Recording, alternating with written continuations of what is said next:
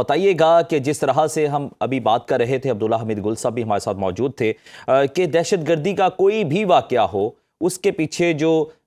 تانے بانے ملتے ہیں وہ بھارت سے ملتے ہیں۔ ہم نے دیکھا کہ ابھی گزشتہ روز آسٹریلیا میں سڈنی کا واقعہ، اس میں بھی بھارت کے ملوث ہونے کے انکشافات سامنے آئے۔ اب بنگلہ دیش میں عثمان ہادی کی شہادت کا معاملہ، اس کے بھی تانے بانے بھارت سے ملتے ہیں۔ اس سے پہلے امریکہ ہو، کینیڈا ہو، یورپی ممالک ہوں، اور تمام ممالک اب اس بات میں پاکستان کے موقف کی بھی تائید کرتے نظر آتے ہیں کہ واقعی میں بھارت دہشت گردی میں ملوث پایا جاتا ہے۔ تو کیا سمجھتے ہیں کہ بھارت، اب عبداللہ حمید گل صاحب ایک اور بات کہہ رہے تھے کہ اس کو سمجھنا چاہیے، تو آپ کو نہیں لگتا کہ یہ عام زبان تو سمجھتا نہیں، اس کو اس کی زبان میں ہی سمجھانا چاہیے جس طرح پاکستان نے مئی میں اس کو اس کی زبان میں سمجھایا تھا؟ اب وقت آ گیا ہے کہ عالمی سطح پر بھی ایسے اقدامات کیے جائیں جو اس کی زبان میں اس کو سمجھائے جائیں۔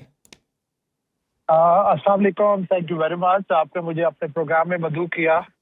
لیکن 2025 بہت ایک ڈیفائننگ ایئر رہا ہے، نہ صرف خطے کے لیے، پرٹیکولرلی پاکستان اور انڈیا کے لیے۔ انڈیا جو ہے اس نے بہت بری شکست کھائی کنونشنل ڈومین میں، اور اس کے بعد سے میں یہ سمجھتا ہوں کہ انڈیا بہت برے طریقے سے ایکسپوز ہو رہا ہے گلوبل فورمز میں۔ پرائم منسٹر مودی جب سے گورنمنٹ میں آیا ہے، آلموسٹ 10 ایئرز ہو گئے ہیں، 10 سال سے زیادہ ہو گئے ہیں، تو ان کا ایک یہ وتیرہ رہا ہے کہ جھوٹ پر مبنی، فریب پر مبنی، فالس فلیگ آپریشن، دوسرے ملکوں کو پریشان کرنا۔ ویسے تو میں اسٹیٹسٹیکلی پروو کر سکتا ہوں کہ انڈیا ایک ٹربل سم کنٹری اور نیبر رہا ہے، جس کی وجہ سے پورا خطہ جو ہے پرابلمس رہی ہیں، اور اس میں ہٹ درمی کا تو آسٹریلیا میں چاہے یہ انسیڈنٹ ہوا ہے، ابھی اسے مطلب ابھی ہفتہ بھی نہیں ہوا اس انسیڈنٹ سے، اور اب ایک نیا واقعہ ہو گیا، اور اس میں کوئی شک نہیں تھا کہ انڈیا اور وہاں پہ جو حسینہ واجد بیٹھی ہوئی ہے آن دا بہیسٹ آف انڈیا، اس طرح کی ٹربلز کریٹ کرے گا بنگلہ دیش میں، کیونکہ اس کو وہاں سے بھی بہت زیادہ شرمندگی اٹھانی پڑی ہے۔ اب ضروری ہے کہ جو گلوبل لیڈرز ہیں، گلوبل پاورز ہیں، وہ یہ ریئلائز کریں اور انڈیا کو اس زبان میں سمجھائیں جو کہ وہ زبان سمجھتا ہے۔ اگر اس نے کسی قسم کی جارحیت ایک دفعہ پھر اس نے سوچا، مجھے تو امید ہے سوچے گا بھی نہیں، پاکستان کے خلاف کی، تو پھر تو ہمارے اندر الحمدللہ ہمارا پوٹینشیل ہے کہ ہم اس کو سبق سکھائیں گے۔ لیکن اب اس وقت یہ دنیا کے اوپر یہ واجب ہے کہ وہ انڈیا کو اس لینگویج میں سمجھائیں جس میں وہ سمجھتا ہے۔ بالکل صحیح۔ اچھا سمرے صالح صاحب، ایک اور بات جس پر میں چاہوں گا کہ آپ روشنی ڈالیں،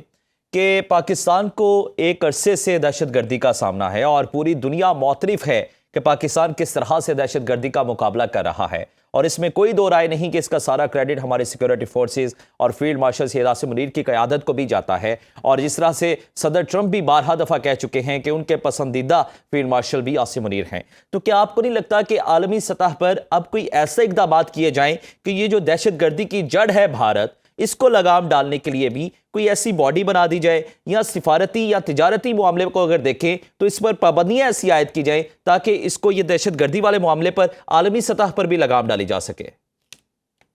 اس میں کوئی شک نہیں کہ پاکستان آرم فورسز نے اپنی نیشن کی سپورٹ کے ساتھ ایک سپر پاور کو آؤٹ پرفارم کیا ہے، جبکہ سپر پاور افغانستان میں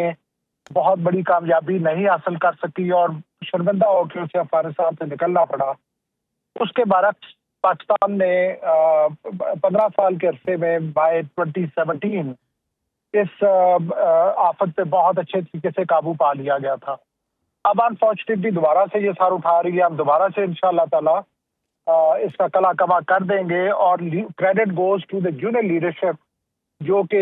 ہائیسٹ نمبرز میں سولجرز کے اگینسٹ جو جونیئر آفیسرز اپنی جانیں دے رہے ہیں، وہ فگر جو ہے وہ دنیا میں اس وقت بیسٹ ہے پاکستان آرمی کی۔ باقی رہی بات دنیا کا، ڈیفینیٹلی ان کا ایک کام بنتا ہے یہ کہ انڈیا کے اوپر سینکشن لگائیں، انڈیا کو ڈپلومیٹکلی پریشر کریں، لیکن اس کے ساتھ ساتھ میں یہ بھی کہنا چاہوں گا کہ ایک قدرتی امر ہے جو تبدیلی آ رہی ہے، کیونکہ جو انڈین سینٹرک ساؤتھ ایشیا تھا وہ تو ترقی میں پیچھے رہ گیا۔ فیوچر میں ہمیں نظر آ رہا ہے چائنیز سینٹرک ساؤتھ ایشیا، تو جب چائنا اس علاقے میں آلریڈی اسرٹ کر رہا ہے اور آگے مزید اس کی اسرپشن بڑھے گی، تو India will be cut to size, اور یہ پروسیس آلریڈی شروع ہے۔ اور انڈیا کو چونکہ پچھلے 70 سال سے انڈیا نے اپنے تمام نیبرز کو پریشان کر کے رکھا ہے، جس کی وجہ سے تمام نیبرز نے اور نیبرز کی عوام نے ترقی نہیں کی. تو فیوچر میں سمجھتا ہوں کہ اگر ویسٹرن جو قوتیں ہیں وہ اگر کچھ نہ بھی کریں تو قدرتی اگر ایسی ایک چینج آئے گی کہ جب چائنیز سینٹرک ساؤتھ ایشیا بنے گا تو انڈیا کو اکاؤنٹیبل ٹھہرایا جائے گا ان سارے کاموں میں جو ابھی وہ کر رہا ہے اس وقت. بہت شکریہ. میجر جنرل ریٹائرڈ سمریش سالک صاحب ہمارے ساتھ موجود تھے.